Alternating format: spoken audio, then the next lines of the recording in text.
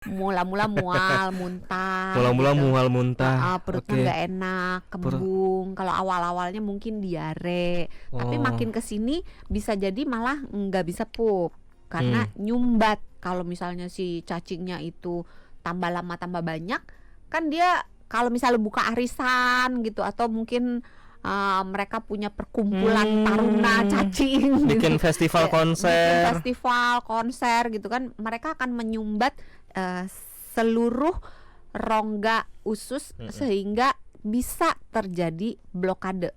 Aduh, Jadi nggak bisa lewat tuh. Ada Apa aja nggak bisa ada lewat. penjagaan tuh ya komplit. Iya, ya. demo lah sih itu si cacingnya itu gitu kan. Jadi entah makanan, entah kotoran nggak bisa lewat. Oke. Nah, terjadilah kalau kotoran yang nggak bisa lewat, maka terjadilah dia susah buang air besar. Sembelit tuh ya berarti ya. Sembelit.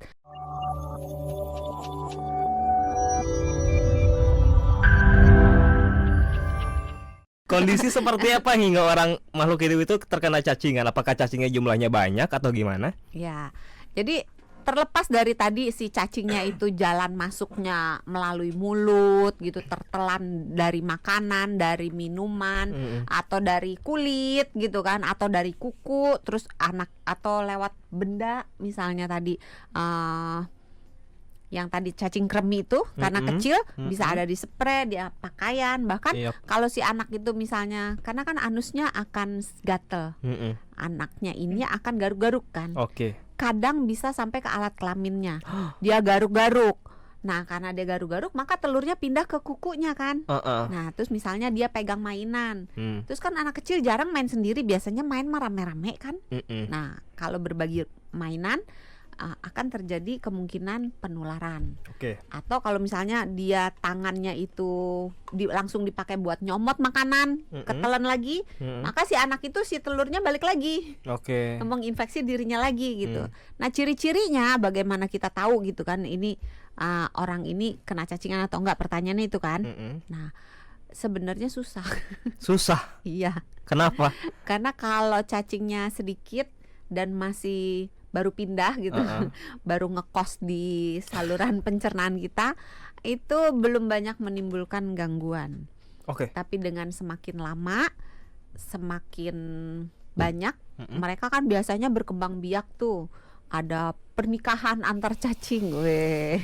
Tapi nggak semua ya, ada beberapa cacing yang tidak membutuhkan pasangan untuk bisa bertelur. Memutuskan untuk melajang aja. Enggak. Oh iya bisa juga gitu kalau dia udah child free aja gitu kan. Jadi cacingnya nggak punya keturunan gitu. Tapi biasanya beberapa jenis cacing itu membutuhkan hubungan seksual untuk membuahkan sehingga terjadi telur. Beberapa jenis cacing tidak membutuhkan, dia bisa membuahi dirinya sendiri sehingga bertelur.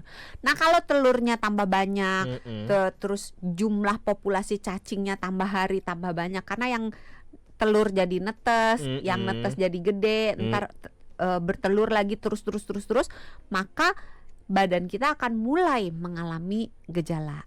Apa gejalanya? Apa coba? Ya apa, makanya saya tanya malah balik tanya. Gimana, yang dokter kan ibu. Mula-mula mual, muntah. Mula-mula gitu. mual muntah. Perutnya nggak enak, kembung. Kalau awal-awalnya mungkin diare, tapi makin kesini bisa jadi malah nggak bisa pup karena nyumbat. Kalau misalnya si cacingnya itu tambah lama tambah banyak, kan dia kalau misalnya buka arisan gitu atau mungkin mereka punya perkumpulan taruna cacing, bikin gitu. festival konser. Bikin festival konser gitu kan, mereka akan menyumbat seluruh rongga usus sehingga bisa terjadi blokade. Aduh, jadi nggak bisa lewat tuh. Ada apa aja nggak bisa ada lewat. penjagaan tuh ya komplit. Iya, demo lah sih itu si cacingnya itu gitu kan. Jadi entah makanan, entah kotoran nggak bisa lewat. Oke. Nah terjadilah kalau kotoran yang nggak bisa lewat, maka terjadilah dia susah buang air besar. Sembelit tuh ya berarti. Sembelit. Nah terus kalau misalnya beberapa jenis cacing itu untuk bisa nempel di dinding usus, kan usus itu seperti selang ya, selalu ada cairan atau makanan atau semacam bubur dari makanan yang sudah kita makan digiling halus jadi bubur. Nah, buburnya itu masuk ke saluran pencernaan kita ke usus gitu. Kan bergeraknya kayak di pompa peristaltik ya. Jadi kayak di pompa kayak berdenyut gitu. Nah, cacingnya kan nggak mau ke bawah kan. Kalau ke bawah kan lama-lama turun dia akan menjadi feses, kebuang kan. Maka dia akan pegangan. Caranya dia pegangan di dinding usus, dia akan mencengkram dinding usus. Nah, proses mencengkram dinding usus itu akan menimbulkan luka. Jadi kayak dia nyantolin giginya, ngegigit. Ini jangan dibayangin gigi kayak kita ya. Ini biar gampang ngebayanginnya. Dia akan mencengkram, menggigit dinding usus kita supaya dia bisa bertahan diam di situ. Nah, proses menggigitnya itu menimbulkan perdarahan. Perdarahan yang terjadi walaupun sedikit, kalau cuma seekor sih nggak masalah. Masalahnya banyak tapi nih. Kalau dia seekor tapi bawa temen gitu kan, temen-temennya semua pada nempel, maka perdarahan yang terjadi itu walaupun sedikit tapi banyak dan setiap hari terjadi, setiap saat terjadi, maka sama aja kayak kita punya keran setetes sih bocornya, tapi netes lama-lama bisa seember kan, sama.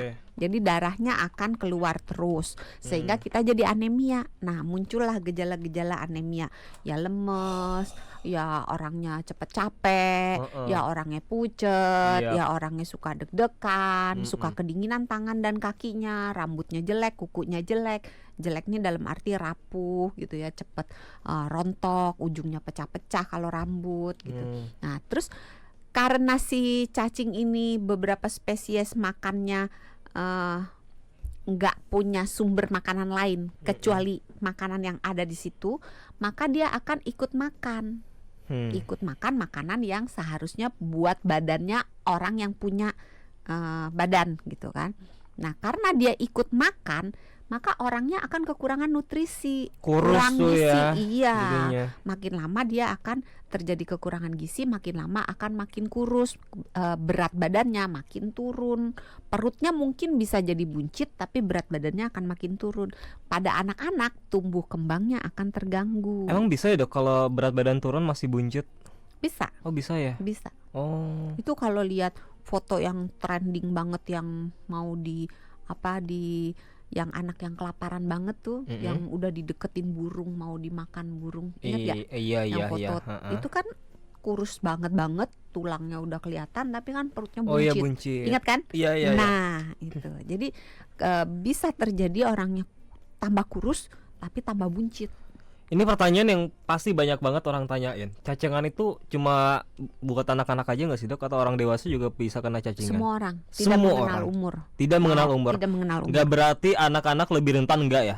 Semua anak-anak lebih rentan. Oh, anak-anak lebih rentan. Cuman kita terus juga bisa beberapa kena. jenis bisa lebih banyak di anak-anak gitu. Tapi tidak selalu, karena cuma jalurnya aja beda. Kalau pada anak-anak mungkin jalurnya itu dari tangan. Jadi tangannya mungkin main di tanah gitu. Ya biasalah ya anak-anak ya, kan suka megang. Terus atau dia garuk-garuk di area anusnya dan sekitarnya, terus masuk ke mulut gitu, dari kuku gitu kan, atau dari berbagi mainan sama temennya, atau dari spray gitu. Tapi kalau orang dewasa, tapi pada anak-anak juga bisa dia masuk lewat kulit.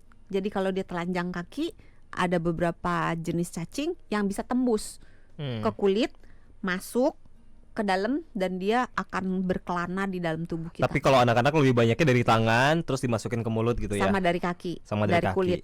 Dari Tapi kaki masuk ke mulut. Oh enggak. Dewasa bisa melalui makanan itu yang tadi setengah kalau orang dewasa makanan. Atau makanan yang lalapan, yang mentah, atau air. Kadang-kadang kalau udah dewasa kan sering jajan es ya. Iya. Esnya kan belum tentu air matang. Atau ini air isi ulang nggak sih, yang isi ulangnya kita nggak tahu sumbernya dari mana? Iya. Kalau air isi ulang yang nggak jelas, yang nggak dilakukan sesuai prosedur, bisa berpotensi untuk tercemar telur cacing. Kadang saya suka ngeliat tuh air isi ulang, kalau gelasnya bening ya, kan kelihatan tuh ada kayak ada satu dua entah itu apa gitu ya. Mungkin bisa jadi ada ngagetin gitu. Ih, surprise gitu kan. Ih, kok ada gitu. Kalau makanan mentah bukannya emang udah dicuci dulu, Dok? Kalau proses mencucinya salah, ya contoh nih, yang sering kesalahan yang sering dilakukan nih ya. Kalau ibu-ibu atau yang punya restoran, punya warteg, kalau nyuci sayur itu kebanyakan baskom, diisi air, terus sayurnya dicemplungin situ, kupiak gitu kan, terus diangkat, udah gitu Oh, kan. kayak nyuci beras lah ya. Ya, ah. dimasukin ke satu wadah, terus diusak-usak Nah, gitu ya. kalau misalnya cara mencucinya seperti itu akan memungkinkan si telur cacing yang tadinya udah copot nempel lagi karena airnya di situ-situ aja kan. Kebayang ya? Dan karena kita ngaduk-ngaduk juga jadinya balik lagi. Walaupun mungkin kotoran-kotoran yang tanda kutip terlihat, mungkin debu-debunya apa itu udah copot, keangkat, tapi tidak semua kebuang dengan air. Jadi jalan keluarnya gimana? Cuci dengan air yang mengalir. Satu persatu dong. Sebaiknya. Terus kalau misalnya daun gitu, sayuran daun dibuka. Apanya dibuka? Daunnya itu dibuka semua bagian daunnya sebaiknya Oh, dibilas. jadi jangan ada yang kelipet atau ketutup. Iya, cuma kan ya saya mengerti sih kalau kayak gitu kelarnya kapan gitu ya. Kalau cuma rumah tangga gitu kan ya. Apalagi jumlahnya banyak. Iya, kalau rumah tangga cuman ya setengah kilo lah gitu sayur. Tapi kalau di restoran kan ribet atau warteg lah ya. Kan ribet. Ya udah, jalan keluarnya dimasak dengan sempurna. Oh, cara lainnya dimasak dengan sempurna. Masak dengan sempurna itu yang kita harus dicoba grill lagi nih. Sampai mateng. Sampai mateng. Kalau air nggak cukup sampai mateng. Kalau air itu kalau di bawah, bukan di dataran tinggi, bukan di area pegunungan, itu setelah mendidih biarkan 1 menit dia mendidih, tetap mendidih. Jadi apinya jangan dimatiin. Kan kadang-kadang kalau kita ke warteg suka beli air, kan airnya biasanya air kerannya atau air sumur ya yang buat teh, buat apa. Itu setelah mendidih jangan langsung dimatikan. Dinyalain dulu 1 menit. Kalau di daerah pegunungan 3 menit. Setelah mendidih tetap dinyalain apinya 3 menit supaya telur-telur tersebut kalau mendidih kan bunyi, berarti kita dengar terus bunyinya dong selama 1 menit, atau dikecilin aja apinya atau gimana? Kalau pokoknya jangan dimatiin, kalau mau dikecilin boleh, tapi dikecilin juga bunyi kan. Ya dinyanyiin aja. Dinyanyi kalau di rumah kalau nyanyi kan nggak kena royalti, jadi boleh sambil dinyanyiin gitu. Ketahuan nih masih pakai ketel zaman dulu. Iya kan, kalau ketel zaman dulu kan bunyi kalau mendidih. Iya, kalau yang pakai alat modern mah enggak ya, cuma blub doang ya. Mohon maaf, kalau yang modern udah nggak dimasak, pakai itu doang. Oh iya. Air yang itu. Oh iya. Yang ada manis-manisnya katanya. Kesenjangan gitu. Sosial ini kita namanya ya.